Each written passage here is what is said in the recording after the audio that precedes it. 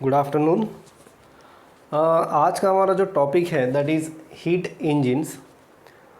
ये जो टॉपिक है ये स्टार्ट हो रहा है पेज नंबर 96 से आपके टेक्स्ट बुक में, और थोड़ी बहुत थियरी कुछ स्टार्टिंग पॉइंट्स दिए हैं। बट ये सब कुछ शुरू करने से पहले मैं एक general working of heat engine बता रहा हूँ। ये आपके गाड़ी का इंजन है अप्रॉक्सीमेटली, ये एग्जैक्ट इंजन नहीं है बट उसी की तरह ये काम करेगा। तो आपके गाड़ी के इंजन में क्या होता है ये पहले हम समझ लेते हैं, और उसके बाद we will proceed to the all theory given in your text book. उससे पहले ये शायद सेट नहीं हुआ है, 1 मिनट।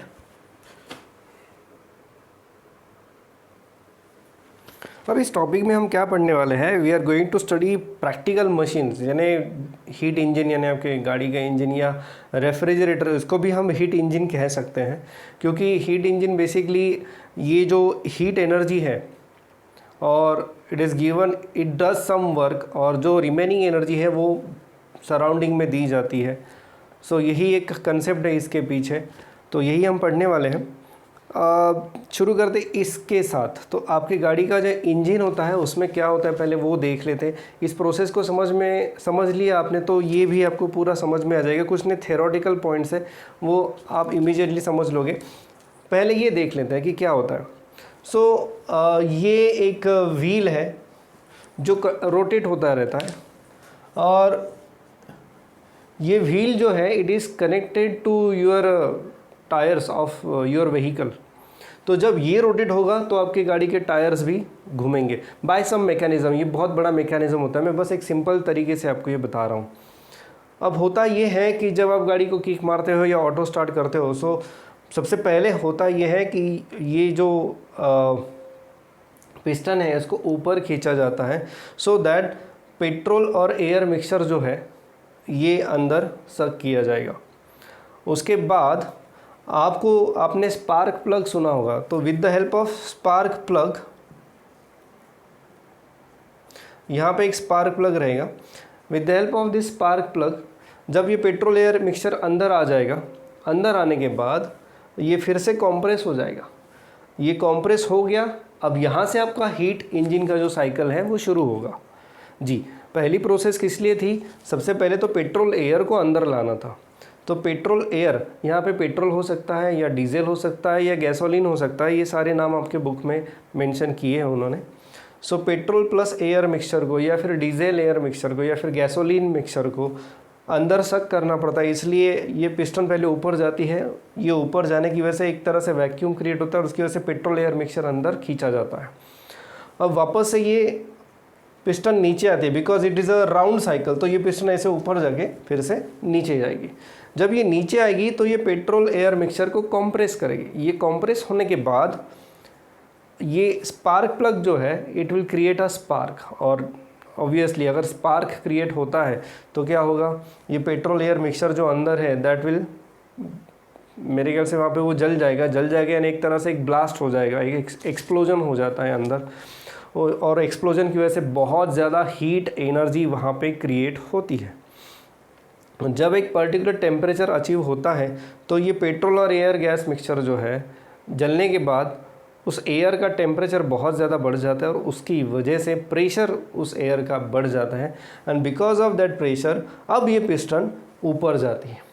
पिस्टन ऊपर जाती है तो ये शाफ्ट को घुमाएगी और फिर से ये शाफ्ट घूमते ही रहता है। I mean because of this inertia हम बोल सकते हैं ये वापस से पिस्टन को नीचे कॉम्प्रेस करेगी। भाई ये बहुत स्लो मैं बता देता हूँ अभी क्या होता है। जैसे ये प्रेशर बढ़ेगा पिस्टन ऊपर जाएगी, पिस्टन ऊपर होने के बाद ये प्रेशर जो है वो थोड़ा कम हो जाएगा, टेम्परेचर आपका कम हो जाएगा। अब क्या हुआ, यहाँ पे हमने हीट एनर्जी क्रिएट की। हीट एनर्जी क्रिएट की तो हीट एनर्जी क्रिएट करने की वजह से क्या हुआ, there is a work done by the system, और उस वर्क की वजह से पिस्टन ऊपर गई। पिस्टन ऊपर जाने की वजह से ये व्हील रोटेट हुआ। अब आगे ये है कि जब ये ऊपर जाएगा, so some part of the heat is used in doing work and some part of the heat is given out. आपकी गाड़ी का इंजन गर्म होता है, गाड़ी का इंजन गर्म हो रहा है, तो इसका मतलब क्या है, कुछ हीट जो अंदर क्रिएट हुई है वो हीट बाहर भी आई है। तो इसका मतलब part of the heat is used to do the work and part of the heat is given out to the surrounding. और जब ये यहाँ तक आ जाएगा प्रेशर कम होने की वजह से, अब ये व्हील ऐसे जाके फिर से रोटेट होता है तो ये पिस्टन वापस से नीचे आती है। और ये जो साइकिल है ये कंटिन्यूसली चलता रहता है, ये इस तरह से, और ये बहुत फास्ट चलता रहता है। सो इसलिए आप इवन स्पीड को कम करना पड़ता है। That's why there is some gear mechanism in your vehicle. So ये एक जनरल वर्किंग था आपके व्हीकल का। ऑफ कोर्स यहाँ पे मैंने एक एग्जॉस्ट करके बताया है, तो ये एग्जॉस्ट यानी जो बाय प्रोडक्ट्स होते हैं आपके पेट्रोल जलने के बाद, कुछ गैसेस जो रहती है जिसको हम पोल्यूशन कहते हैं, वो सब यहाँ से बाहर जाता है। तो एट अ टाइम ये एक तो खुला रहेगा तो ये बंद रहेगा, और ये खुला होगा तो ये बंद रहेगा। सो वो मैकेनिज़्म अपने आप वो बाद में संभाल लिया जाता है। सो वो हमें देखना नहीं है, हमें बस ये देखना है कि ये काम कैसे करता है। सो इस तरीके से जब पेट्रोल एयर मिक्सचर अंदर आएगा तो ये स्पार्क प्लग जलेगा। स्पार्क प्लग जलने की वजह से यहाँ का प्रेशर ब्लास्ट होता है, एक्सप्लोजन होता है पेट्रोल का। एक्सप्लोजन होने की वजह से यहाँ पे हीट एनर्जी क्रिएट होती है, और उस हीट एनर्जी की वजह से ये पिस्टन जो है, रादर एयर का प्रेशर बहुत बढ़ जाता है, और प्रेशर बढ़ने की वजह से पिस्टन ऊपर चली जाती है। पिस्टन ऊपर चली जाती है और फिर यहाँ पे आने के बाद प्रेशर कम हो जाता है और टेम्परेचर भी कम हो जाता है, वापस से ये पिस्टन नीचे आ जाती है। तो इस तरह का ये वर्किंग है। अब ये वर्किंग अगर आपको थोड़ा बहुत समझ में आ गया होगा, and this is the reason. और इसको उन्होंने कहा है crank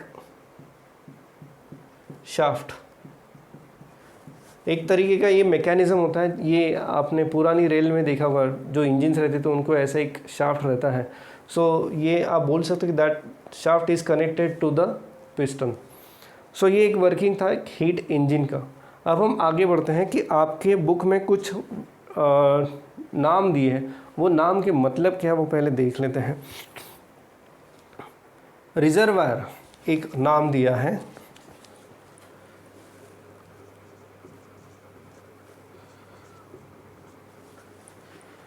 it is a region from which we are getting heat. It is a region from which we are getting a heat. Basically यहाँ पे कुछ ऐसा रीजन नहीं है। हाँ, मैं ये बोल सकता कि यहाँ से हम यहीं पे हम हीट क्रिएट कर रहे हैं और यहीं पे वर्क हो रहा है। बट ये जो हीट इंजन है इसको अलग अलग पार्ट्स में उन्होंने डिवाइड किया है, और इन पार्ट्स के उन्होंने नाम दे दिए हैं। बेसिकली हीट इंजन है ऐसा ही, इसमें कोई बदलाव नहीं है। बट जो नाम दिए हैं कि हीट एक पर्टिकुलर एक रीजन रहेगा जहाँ पे हीट जनरेट हो रही है, वहाँ से हम हीट ले रहे हैं, और कुछ हीट जो है वो वर्क कर रही है, और कुछ हीट जो है वो हम सराउंडिंग में दे रहे हैं। तो ऐसे कुछ नाम दिए गए, वही नाम अभी हम पढ़ रहे हैं, ठीक है। और typical heat engine has following elements. पहले उन्होंने दिया working substance. Working substance it is called system. It can be an ideal gas for ideal heat engine. Ideal heat engine भी रहता है। अब आइडियल हीट इंजन उन्होंने थोड़ा आगे एक्सप्लेन किया है, ये इमेजिनरी कंसेप्ट है, ऐसा कोई आइडियल हीट इंजन है नहीं है, तो ये अपने गाड़ी का इंजन है, और आइडियल गैस ही नहीं रहता, इसलिए आइडियल हीट इंजन भी रहना थोड़ा मुश्किल है। फॉर प्रैक्टिकल हीट इंजन यानी जो अभी मैंने आपको बताया, the working substance can be mixture of fuel vapour and air in और गैसोलीन और डीजल इंजन। यानी जो अभी मैं बता रहा हूँ कि वर्किंग सब्सटेंस यानी एक तो पेट्रोल प्लस एयर रह सकता है, या फिर ये डीजल प्लस एयर रह सकता है, या फिर ये गैसोलीन प्लस एयर रह सकता है। तो ये जो अलग अलग फ्यूल है इसको हम कह सकते हैं कि these are nothing but working substance. It is a working substance that absorbs heat and does work. Obviously जब मैं यहाँ पे स्पार्क जलाऊँगा तो स्पार्क जलने की वजह से पेट्रोल जलेगा और ये एयर जो है वो एक्सपांड हो जाएगी, and that's why this combination is your working substance. हम बोल सकते हैं कि petrol is a source of heat, ऐसा हम यहाँ पे बोल सकते हैं, ठीक है। Hot and cold reservoir.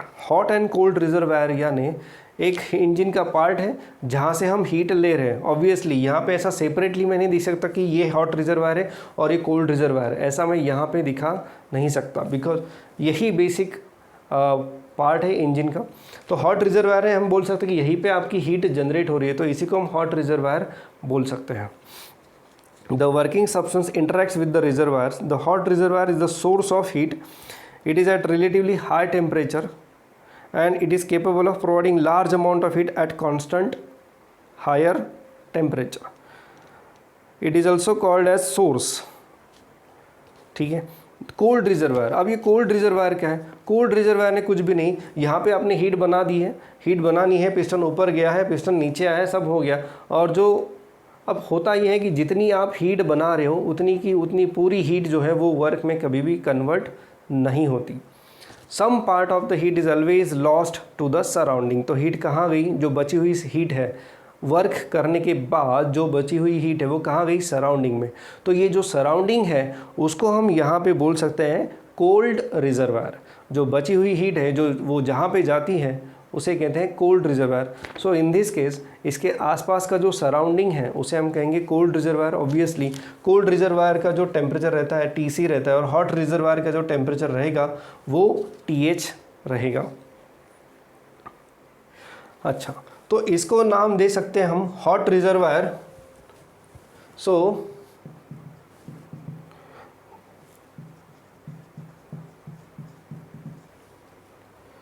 Hot reservoir जो है उसको हम नाम देंगे सोर्स, एंड कोल्ड रिजर्वायर जो है उसे हम नाम देंगे सिंक। तो हॉट एंड कोल्ड रिजर्वायर। दूसरा, cylinder. Generally a working substance is enclosed in a cylinder with a moving frictionless massless piston. ये इसी को उन्होंने कहा है सिलेंडर। अब यहाँ पे हीट इंजन के दो टाइप दिए हैं, दो टाइप है। पहला टाइप दिया है उन्होंने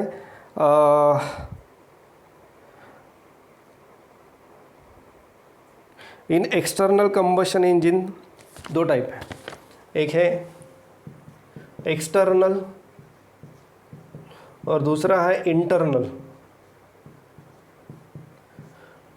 एक्सटर्नल इंजन यानी क्या? एक्सटर्नल हीट इंजन यानी यहाँ पे क्या हुआ, पहले इसको देख लेते हैं। यहाँ पे हो ये रहा है कि बाहर से एक पेट्रोल और एयर की वेपर्स हम सीधा सीधा अंदर सक कर रहे हैं। तो बाहर से हीट हमने ली नहीं, हीट हमने अंदर ही क्रिएट की है, और इसीलिए इसको मैं कहूँगा इंटरनल हीट इंजन। लेकिन कुछ इंजन्स ऐसे भी हैं, जैसे आपने सुना होगा स्टीम पे पहले कुछ गाड़ियाँ चलती थी, रेलवे भी स्टीम पे चलती थी। सो ये जो स्टीम है तो ये स्टीम बाहर से बनाई जाती थी, एक बॉयलर में स्टीम पहले बनाया करते थे और उस स्टीम को फिर यहाँ पे लाते थे। तो स्टीम जब यहाँ आती है, स्टीम एंड एयर मिक्सचर, तो एयर स्टीम वाटर वेपर्स रहती है वो बहुत गर्म रहती है, उसे हम कहते हैं सुपर हीटेड स्टीम, यानी उसका टेम्परेचर 100 से भी ज़्यादा लिया जाता है, क्योंकि वो जो वाटर है वो हाई प्रेशर पे बॉईल किया जाता है। तो उसका जो टेम्परेचर है वो नॉर्मल वेपर स्टीम से ज़्यादा रहता है, 100 डिग्री से भी ज़्यादा रहता है। तो एयर और स्टीम को अंदर सक किया जाता है और उस एयर का जो एक्सपांशन हो जाता है। तो इन दैट केस जो स्टीम है, यानी वो जो हीट है, स्टीम को हम हीट बोल सकते हैं यहाँ पे थोड़ी देर के लिए, क्योंकि steam contains large amount of heat. तो वो स्टीम पहले हमने बाहर के किसी बॉयलर में बनाई है, और बॉयलर से फिर वो जो स्टीम है वो हमने अंदर खींच ली है। तो हीट हमने कहाँ बनाई? बाहर, और फिर वो हीट को हमने अंदर ले लिया है। तो ये है आपका, अगर ये मेथड से आप जा रहे हो तो उसको हम कहेंगे एक्सटर्नल कंबशन इंजन, या फिर यहाँ पे नाम दिया इसे एक्सटर्नल कंबशन इंजन, यही नाम दिया है। तो बेसिकली जो वर्किंग सब्सटेंस है वो हम बाहर से ले रहे हैं, जो ऑलरेडी बहुत ज़्यादा हायर टेम्परेचर पे है, उसको हम पहले अंदर सक कर रहे हैं। तो उसे और एयर को हम सक कर रहे हैं, एयर एक्सपांड हो रही है, एयर एक्सपांड होने के बाद ये पूरा साइकिल फिर एज इट इज़, तो ये ऐसे ही चलेगा। ये जो पिस्टन है ये ऊपर नीचे होगी, बट उस पिस्टन को ऊपर करने के लिए जो मेथड है वो दोनों अलग हैं। पहली मेथड ये है, पेट्रोल और एयर को हम ले लो, वहाँ पे स्पार्क बनाओ और वहीं पे हीट जनरेट करो। दूसरी, आप बाहर से हीट ले लो और फिर ये पिस्टन को ऊपर पुश करो। तो ये दो मेथड से आप वर्क कर सकते हो। सो ये था आपका एक्सटर्नल हीट कंबशन इंजन और इंटरनल कंबशन इंजन। फिर से बता रहा हूँ, एक्सटर्नल में हम हीट बाहर से ले रहे हैं और इंटरनल में हम हीट अंदर ही क्रिएट कर रहे हैं। नेक्स्ट है आपका, 3 स्टेप दी है यहाँ पे, कुछ दिखाई दे रहा है पेज नंबर 96 पे। Any heat engine works in the following 3 basic steps. तो वो 3 बेसिक स्टेप्स कौन सी है वो पहले देख लेते हैं। पेज नंबर 97 पे ये स्टेप दी है। The working substance absorbs heat from the heat reservoir at higher temperature. Working substance जो है वो हीट एब्सॉर्ब करेगा फ्रॉम हॉट रिजर्वायर। अब हॉट रिजर्वायर यानी अब अगर मैं स्टीम वाला इंजन यूज़ करता हूँ तो हॉट रिजर्वायर ये हो गया मेरा, तो वहाँ से मैं हीट एब्सॉर्ब करूँगा। और अगर इंटरनल है तो hot reservoir this engine itself, यानी ये जो सिलेंडर का ये जो लोअर पोर्शन है इसी को मैं कह सकता हूँ कि इट इज़ हॉट रिजर्वायर। दूसरा, part of the heat absorb by the working substance is converted into heat. अब जो हीट यहाँ पे जनरेट हुई उसके दो पार्ट्स हैं। कुछ हीट जो है it will be utilize to do the work, तो यहाँ पे वर्क किया जाएगा। Third, remaining heat is transfer to the cold reservoir at lower temperature, और बाकी जो हीट है वो सराउंडिंग में जाएगी और उसे हम कहते हैं कोल्ड रिजर्वायर। तो इस तरह से ये काम है हीट इंजन का। तो ये जो कुछ टर्म्स है ये आपको पता होनी चाहिए। और एक जनरल उन्होंने एक फिगर बताई है, फिगर है 4.20। यहाँ पे उन्होंने एक schematic energy flow diagram of heat engine दिया। देखो यहाँ पे ये हीट इंजन की डायग्राम नहीं है, it is a energy flow diagram. ठीक है, इसे अच्छी तरह से समझ लो। इंजन कुछ इस प्रकार से रहेगा, ठीक है, जो प्रैक्टिकल इंजन जो है वो कुछ इस प्रकार से रहेगा। ये बहुत डिटेल में ड्रॉ नहीं, ये बस एक रफ डायग्राम है, एक ब्लॉक डायग्राम, आप इसे समझ सकते हो। और 4.20 में जो डायग्राम है ये हीट इंजन के एनर्जी फ्लो की डायग्राम है, ये आप अच्छी तरह से ध्यान में रखो। तो ये एनर्जी फ्लो डायग्राम जो है उसे भी मैं थोड़ा सा आपको बता देता हूँ। बेसिकली सब सेम है, जो अभी हमने यहाँ पे देखा वही यहाँ पे उन्होंने बताया है, उसे एक बार देख लेते हैं।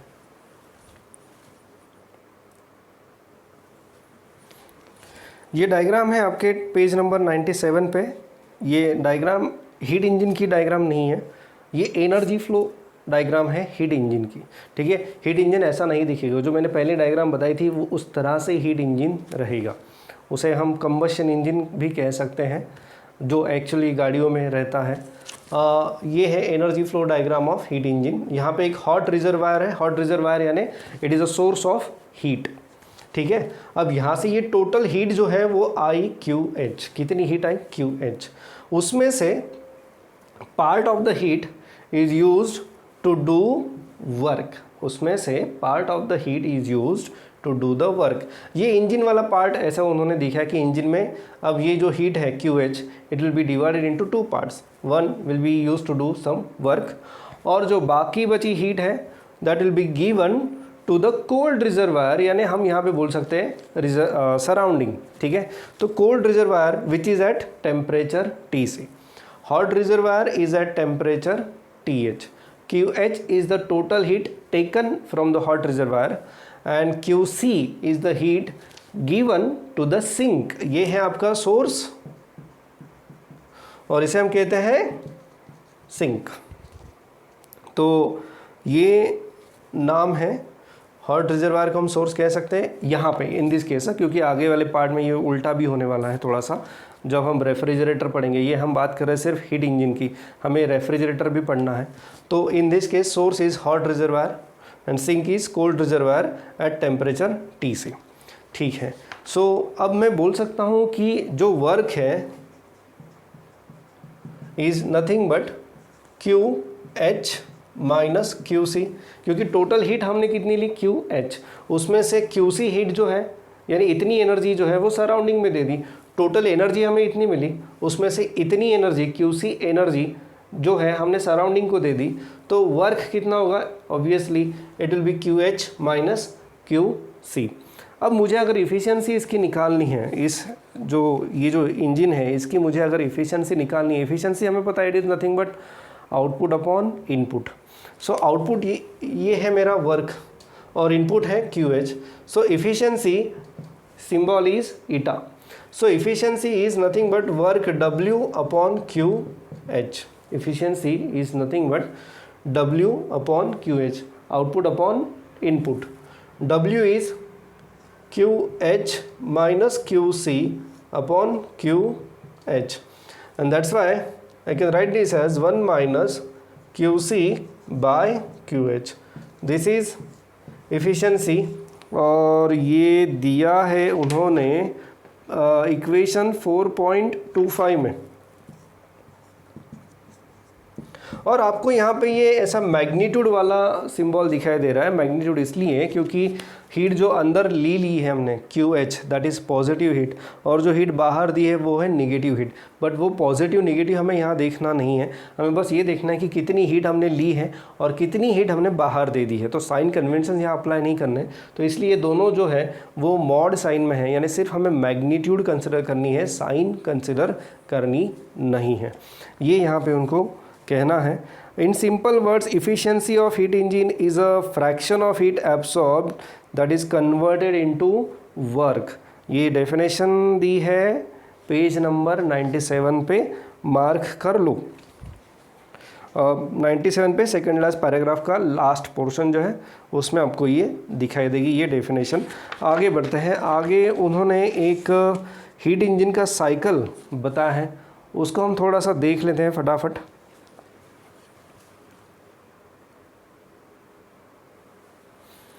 हाँ जी, तो ये ग्राफ है आपके टेक्स्ट बुक में पेज नंबर 98 पे, हेडिंग है heat engine cycle and PV diagram. तो अब जो अभी हमने साइकिल देखा उसको मैं वापस से फिर से स्टेप बाय स्टेप बताने वाला हूँ कि कैसे कैसे ये हो रहा है। ये ग्राफ के पॉइंट्स मैंने यहाँ पे लिख दिए कि A to B क्या है, B to C, C to D, D to A क्या क्या है। तो जैसे उन्होंने बताया है कि भाई पहले तो आपका ग्राफ शुरू हो रहा है पॉइंट A से, यहाँ पे हो आप। अब उन्होंने देखो क्या किया है, पहले मैं मेरे हिसाब से बता देता फिर उनकी देखते हैं उन्होंने क्या किया है। यहाँ पे आपका पेट्रोल और एयर मिक्सचर अंदर लिया जाएगा, we are at point A, ठीक है। पेट्रोल एयर मिक्सचर अंदर लिया गया है और यहाँ पे जो स्पार्क प्लग है, यानी पेट्रोल एयर मिक्सचर ऑलरेडी अंदर है। अब क्या होगा कि स्पार्क प्लग जो है वो स्पार्क क्रिएट करेगा, उस स्पार्क क्रिएट होने की वजह से यहाँ पे क्या हो जाएगा, बहुत ज़्यादा हीट एनर्जी जनरेट होगी, क्योंकि पेट्रोल जलेगा, डीजल है तो डीजल जलेगा और गैसोलीन है तो गैसोलीन जलेगा। उसकी वजह से जो एयर मिक्सचर है, जो गैस मिक्सचर है यहाँ पे, उसका टेम्परेचर बहुत ज़्यादा बढ़ेगा।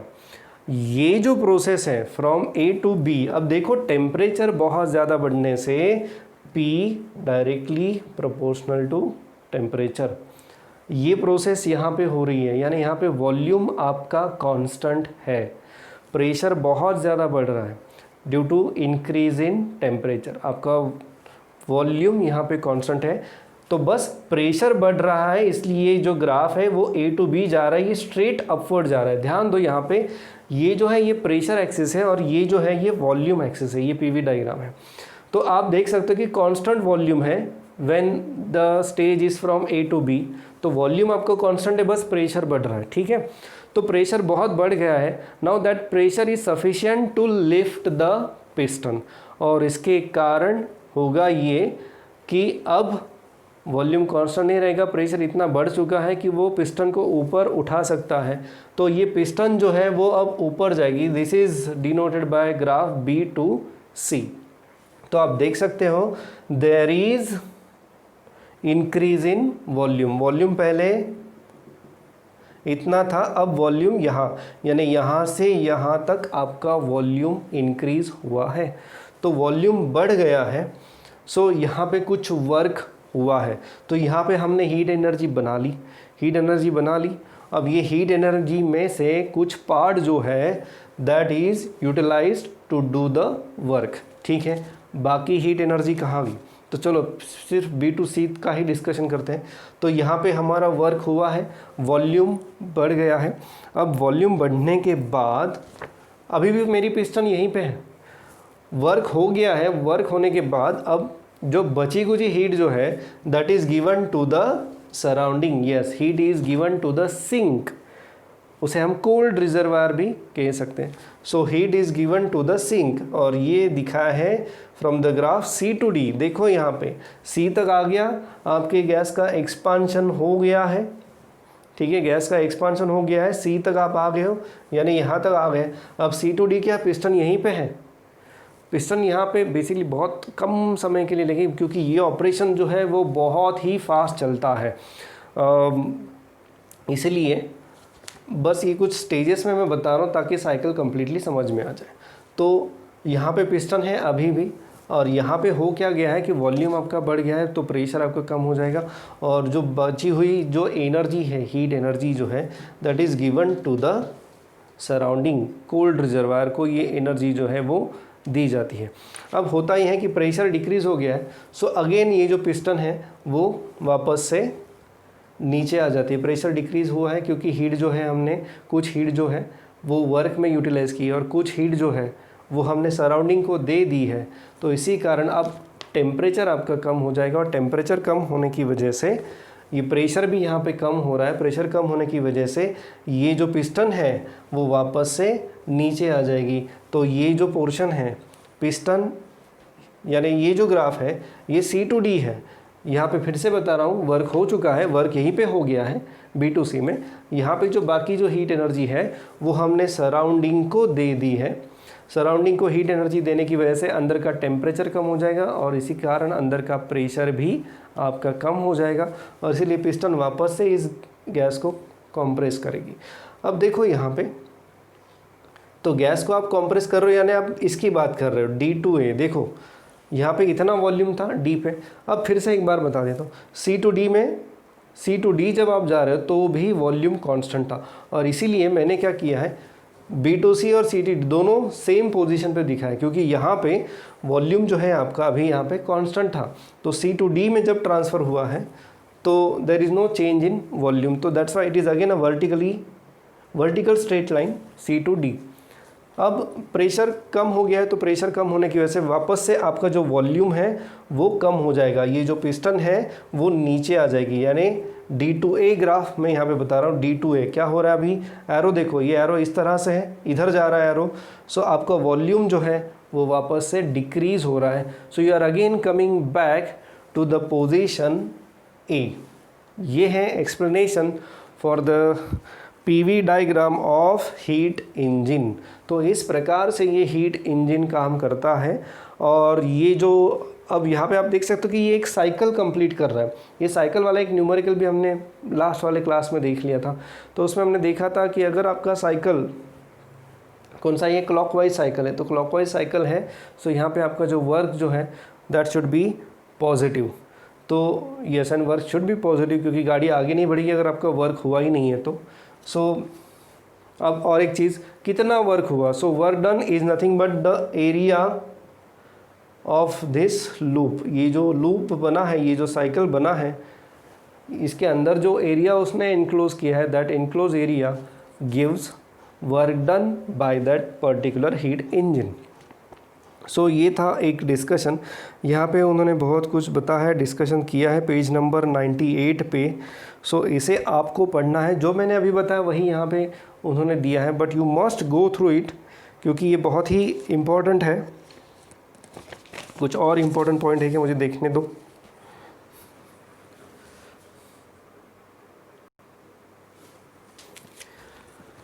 यहाँ पे कंक्लूडिंग पार्ट दिखाई दे रहा है कि पेज नंबर 99 पे है, this PV diagram helps us to analyse performance of any heat engine which uses gas as its working substance. यहाँ पे हम गैस ही यूज़ कर रहे हैं, गैस यानी एयर हम यूज़ कर रहे हैं। और बाकी जो चीज़ें यहाँ पे दी है वो सब मैंने बताई है। हाँ, एक और चीज़ यहाँ पे दिखाई जो देती है कि heat is absorb in one part of cycle, यानी हीट एब्सॉर्ब हुई है वो one part of the cycle में हुई है। Work done in another part, यहाँ पे हीट एब्सॉर्ब हुई है, वर्क डन यहाँ पे हुआ है। Unused heat is rejected yet in another cycle, यहाँ पे हीट रिजेक्ट हुई है, ठीक है। और यहाँ पे वापस से वो पिस्टन जो है वो उस गैस को कंप्रेस कर रही है। तो यहाँ पे मैं बोल सकता हूँ इन दिस केस हीट एब्सॉर्ब्ड, यहाँ पे B/C में वर्क डन, ठीक है। यहाँ पे मैं बोल सकता हूँ unused heat rejected, unused heat rejected यानी जो हीट बची है वो हीट हमने सराउंडिंग को दी है। और यहाँ पे बैक टू इनिशियल पोजीशन यानी वापस से पॉइंट A पे आ रहे हैं। तो हीट एब्सॉर्ब एक पार्ट में हो रही है, वर्क डन एक पार्ट में हो रहा है, अनयूज हीट जो रिजेक्ट की है यानी हीट जो आपको सिंक को पास करनी है वो इस पार्ट में हो रहा है, and you are coming back to the initial position in another part. तो ये अलग अलग पार्ट्स में ये सारे काम हो रहे हैं। तो ये भी हम यहाँ पे डायग्राम में बता सकते हैं। सो आई होप कि ये डायग्राम से आपको बहुत कुछ क्लियर हो गया होगा। अगर फिर भी कोई डाउट है तो आप मुझे इसमें बोल सकते हो, पूछ सकते हो। सो ये हीट इंजन के लिए फ़िलहाल तो इतना ही है, आगे कुछ खास है नहीं। बस इसमें अभी न्यूमेरिकल हमें क्या आ सकते हैं, इसमें हमें न्यूमेरिकल्स आ सकते हैं for the efficiency of heat engine. बाकी discuss the working of heat engine, ये एक क्वेश्चन आ सकता है, या फिर discuss the PV diagram for heat engine, ये एक दूसरा क्वेश्चन हमें यहाँ पे पूछा जा सकता है। सो थ्योरेटिकल पार्ट है तो हम देखना है और लिखने की प्रैक्टिस करो इसके भी। और एक पार्ट है कि इसके ऊपर कुछ न्यूमेरिकल्स हम और डिस्कस करने वाले हैं, बट ये पार्ट थोड़ा सा, ये चैप्टर पूरा नया है तो इसलिए 1-2 क्लासेस के बाद मैं फिर से न्यूमेरिकल्स पे आ जाऊंगा, सो दैट एक कंसेप्ट भी आपकी क्लियर हो जाएगी न्यूमेरिकल्स से। सो आज के लिए बस इतना ही।